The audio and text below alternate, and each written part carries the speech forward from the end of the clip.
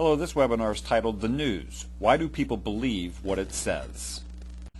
Why is it that we are infatuated with the news? Why do we tend to believe what it says? At least two things influence us: media techniques and our own lack of discernment. Let's take a look at techniques of modern media. Well, in the printed news, the paper being marketed as a must-read, how headlines speak of conflict, change, or the sensational. Man, we have got to get the latest edition so we can see what's going on. On the broadcast news, the opening music to a newscast is strong and important sounding. The newscasters speak with importance and seriousness, and the visual images and the sounds of the transitions all speak to the importance of what's being said on the TV. Here's a little interesting experiment that we'll do just for a few minutes that you could do. You could Google the phrase news theme music, and what you'd find on YouTube is some theme music that represents this point I'm trying to make. There's a ticker tape sound kind of in the background from the old days. There's trumpet and brass that make it sound eminently important that the news is coming on. There's escalating sound. There's a crescendo. And let me give you a little sample of what I'm talking about.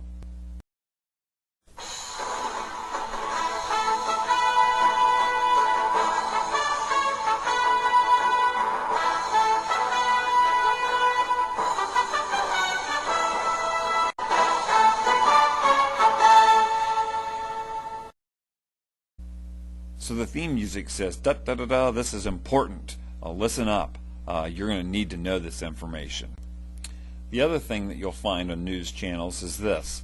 You'll find people talking in voices that are borderline shouting.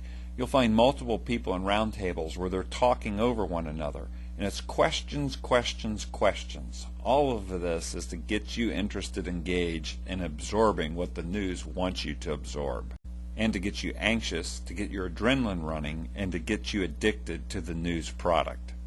So those are some of the media techniques. But the other reason that people are subject to believe the news at face value is our own lack of discernment. That is, we naturally give people the benefit of the doubt, so we assume that we're not being lied to or manipulated. If we are told things are unsettled and unclear, we believe it. We see things with our own eyes on TV, so it must be true. We do not realize we are seeing an edited version of reality that may have nothing to do with what actually happened. And please watch the webinar video on how the news media can manipulate you.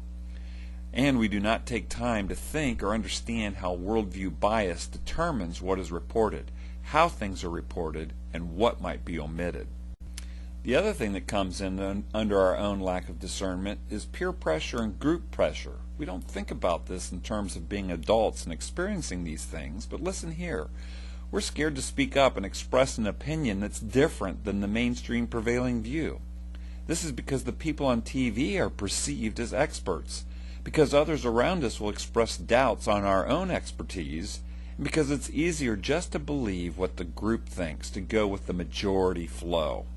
So we have lack of discernment even on how peer pressure and group pressure influences our actions, ideas, and observations. Well, let's conclude. If we know these things about the news and about ourselves, then we can read and watch with discernment and express our opinion based on common sense without fear. It will be like the ancient writing that's described in Ephesians. Then we will no longer be infants tossed back and forth by the waves and blown here and there by every wind of teaching and by the cunning and craftiness of men in their deceitful scheming. Wouldn't that be a great thing? This is U.S. Civics Training. Thanks for listening.